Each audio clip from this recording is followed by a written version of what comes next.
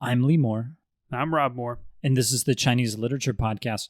Rob, today we're looking at a modern poem that you sent me, which is by one of the Misty poets, Bei Dao. You're a huge fan of Bei Dao. I think you've been in contact with him by email, right? No. I have tried to email one or two of these guys through a friend of mine who translates them, and it's never worked. Not really surprised, frankly, but the reason I chose this poem, though, and I have to preface this with a bit of a story, is that, you and I have talked about classical versus modern poetry, which we prefer and why. And I started reading classical poetry. If you're really learning Chinese characters in China from like a early kids textbook, which is what I was doing with a neighbor, you're going to encounter Du Fu and Li Bai because kids memorize Du Fu and Li Bai. And that's where I started thinking, wow, this stuff is amazing. And it wasn't until later that I discovered sort of the modern version. And as someone who also really enjoys T.S. Eliot and Seamus Heaney, it's a whole slew of modern poets. This is interesting. And I got a hold of a collection translated by Bonnie McDougall, the great Bonnie McDougall, who's translated tons of stuff, called August Sleepwalker. That's where I really discovered Bei Dao. And what specifically really got me was all the commentary that I'd ever read about Bei Dao talked about how political he was, fiercely political he was, because he was coming out of the Cultural Revolution. He and Ke and others were writing poems that were definitely not the officially sanctioned style and doing it underground. And that just sounded super cool and romantic. And so I went into reading Bei Dao with an expectation of what underground political Chinese poetry was going to be like. And then I read it, and my first thought was, how in the world is this political? And then I started thinking and reading it again, and you realize that in order to see how this is political, you have to recalibrate how you read these poems. And that was a fascinating challenge. And I picked this poem out today because this is sort of ground zero for me reading modern Chinese poetry and preferring modern Chinese poetry. So the poem we're looking at is just called The Answer. Do you want me to read it out and then we can discuss it? It's not a super long poem. Let me read it because it's one of my my jams. Please. Okay, so this is The Answer, and it is, I don't know if you could pick a single most famous Bei Dao poem, but this is certainly in the top three. It's one of the first quote-unquote big poems he ever published, and this is one of the reasons I chose this one is it was translated by Bonnie McDougall. And here it goes. Debasement is the password of the base, nobility the epitaph of the noble. See how the gilded sky is covered with the drifting, twisted shadows of the dead. The ice age is over now. Why is there ice everywhere? The Cape of Good Hope has been discovered. Why do 1,000 sails contest the Dead Sea? I came into this world bringing only paper, rope, a shadow, to proclaim before the judgment the voice that has been judged. Let me tell you, world, I do not believe. If 1,000 challengers lie beneath your feet, count me as number 1,001. I don't believe the sky is blue. I don't believe in thunder's echoes. I don't believe that dreams are false. I don't believe that death has no revenge. If the sea is destined to breach the dikes, let all the brackish water pour into my heart. If the land is destined to rise, let humanity choose a peak for existence again. A new conjunction and glimmering stars adorn the unobstructed sky now. They are the pictographs from 5,000 years. They are the watchful eyes of future generations. Okay. I don't even know how to start to unpack this. Rob, so this poem was it written in the 1980s? The poem was written in 76, so the year the Cultural Revolution ended. Bei Dao and Ke and the others had been writing poetry before this. They just hadn't published it yet. And the magazine that they started today, Jintian, also wasn't quote-unquote published. They were nailing it up on little billboards and stuff around town. So is he nailing it up at this point in 76, or is that not going to come? Is he writing this stuff in 76 and then nailing it up a couple of years later? So yeah, no, that's a good point. He writes it in 76, but Jintian, the magazine, isn't put out until 78. So this is still very much, he's keeping it close to the chest at this point. I guess we should mention just the political scene. Mao dies in 76. The Gang of Four is arrested. Hua Guofeng is the titular head of China.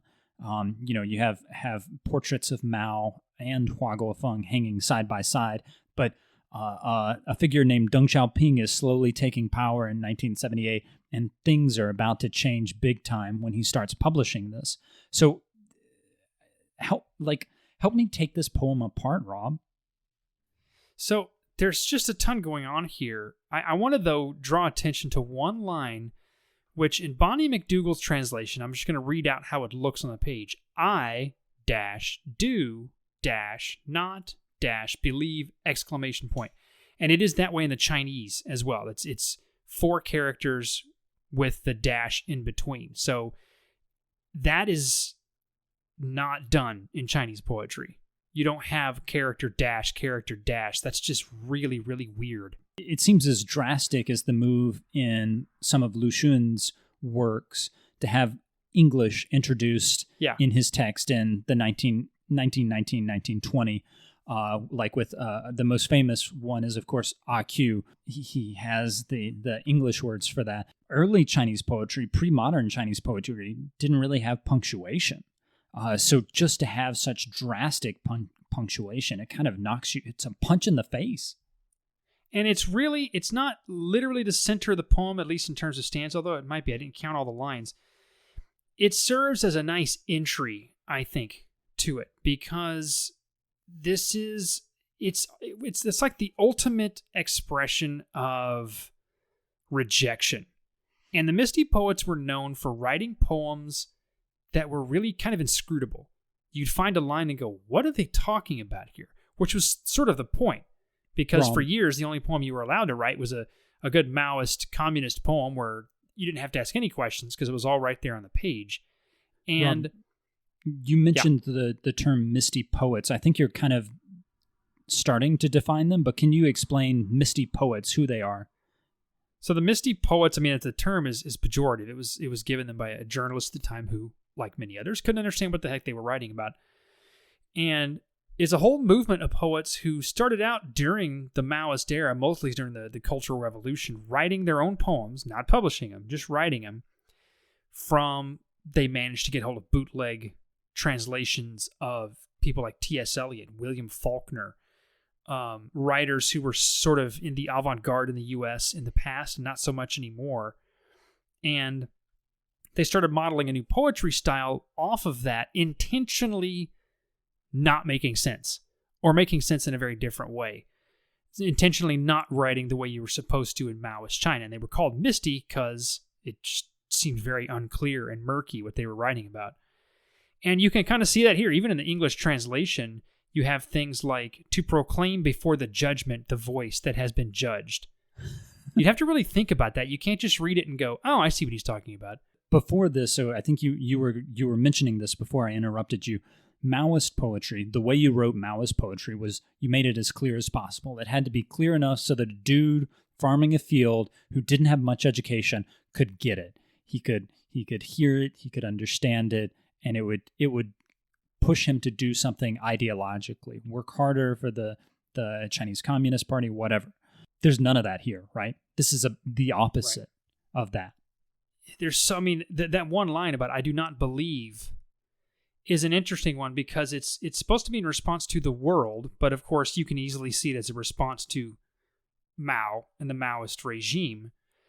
And that's a very defiant ending to that stanza, to say if 1,000 challengers lie beneath your feet, count me as number 1,001. Now that's interesting. This is a good example actually of how mystery poetry is so successful, because on the surface it looks like he's saying, I'm going to challenge you, but notice that it says, if 1,000 challengers lie beneath your feet, I'm going to be number 1,001 to what? Lie beneath your feet? It's almost like he's saying, I don't even really expect to succeed, but I don't really care either. And what he's rejecting here in the poem is the most obvious stuff in the world. I don't believe the sky is blue. Okay. Mao doesn't have control of the sky, although maybe that's a reference, the sky, right? Yeah. Or he is the sun. And it could be referential. It could also be kind of a manifesto for here's how we're going to write poetry from now on. All the stuff that you think is clear, no longer clear. All the stuff you think you can trust, yeah, we're gonna break that to pieces and make you rethink it all. Rob, you said at the beginning of this podcast that when you started reading Bei Dao, you didn't see what was political, but now your reading almost seems entirely political. Is it political? Is this a very political I'm poem? kind of verging there unconsciously, but you certainly don't have to. I mean, I think is what's interesting. I think you can read it as entirely political, but not necessarily all against Mao. So, for example, this line, the Ice Age is over now. Why is there ice everywhere? Well, that's everywhere. Doesn't have to mean just China. Why is there ice everywhere? Why is everything broken here? And then he alludes to the Cape of Good Hope and the Dead Sea, right? Like it's. I don't know if that's just to kind of protect himself from the suggestion that he's writing about China in case, he's writing this in 1976.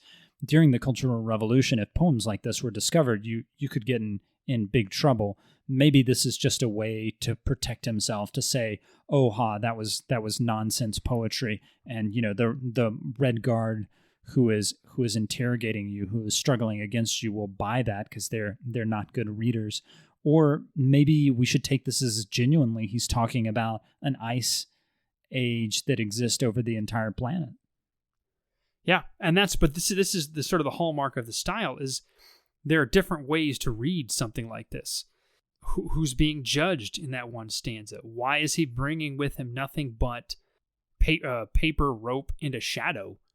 And we'd have to really break that down to make sense of it. Partly, the phrase "I'm going to make sense of it" is maybe the problem, because if you can break it down into, oh, he's talking about Mao here. Ah, this is the Gang of Four. Oh, this is the 1970s. You're missing the point entirely with a poet like Bei Dao. Bei Dao is intending to give you an overall sense of unease, of anger, but he's also not content to say, I'm pretty much just pissed off about Mao. Once Mao's out of the way and the communists are out of the way, I think I'm kind of done writing poetry. Because that would be way too limiting. He's presenting a vision for things overall being wrong, and what you do with that is sort of up to you. Which, coming out of the Maoist era, is itself, that's the most political position.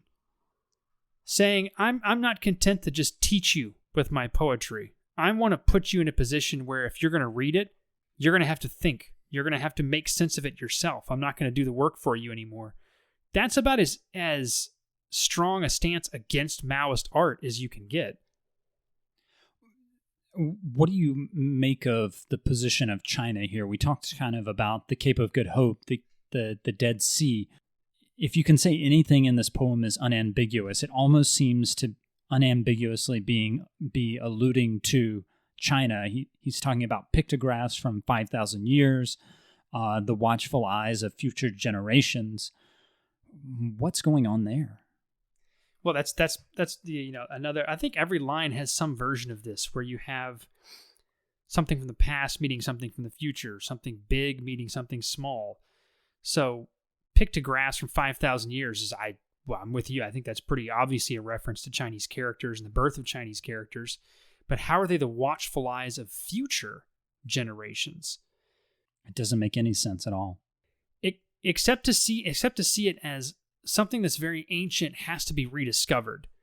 And I think, we talked about that line with the dashes, right? That's one way to rediscover what Chinese characters are, is make them strange and peculiar again, and not just things that you're familiar with. And so it could be something that no one really understands Chinese. It's just something the future is going to have to rediscover for itself. So the 1980s is famous not only for the Misty Poets, but a group of writers, mostly prose writers, who are called the Root Seekers, Shungun. Do you see that as happening in this poem? Like, is Bei Dao seeking roots, or is he... I was going to say gesturing towards that, but he can't really gesture towards that because that hasn't been published. And as far as I know, he's not reading any of that stuff at the point that he's writing. But do you see him as kind of trying to get back to some older form of Chineseness after 30 years of Maoism that has essentially rejected China as an answer, or has severely crimped China as an answer to a lot of the country's problems. Like there was a rejection of, oh, this thing is ancient Chinese, whatever, therefore it is feudal, therefore we will ignore it. Is he kind of going against that? Could be. I mean, that's probably as good a reading as any. It's almost like when you read this poem, you're reading a classical poem, but no one knows what the allusions are. You know how when you read something like Du Fu, you always have a commentary explaining what all the allusions are, and you're like, oh, I see what that is. Imagine if none of that existed, and you were like, what are these lakes? What is happening here? It's almost like Bei Dao is working with a list of references that only he and the other Misty poets know. Maybe it's an inside joke, who knows? In terms of recovering a sense of Chineseness, that could be exactly what he's going for, in the sense that he's basically shucking aside all the Maoist style of writing and either forging something new or trying to bring back something very old. I'm not really sure, actually. I know that within a couple of years, you've got poets writing against the Misty poets, one of whom is Yu Jian. And Yu Jian has a book called The Rejection of Metaphor. And he claimed the Misty poets were way too metaphorical and figurative and elusive. And a real Chinese poetry doesn't work that way. You don't work with metaphor and figurative language. It's purely concrete. So at least in his era... a strange argument to make, because allusion is a major part of song poetry and well, not poetry. allusion so much as, what the Misty poets, what he believed at least the Misty poets were doing was, you take something like a river, and it can't just be a river. It's something very strange and peculiar, and no one really knows what it is.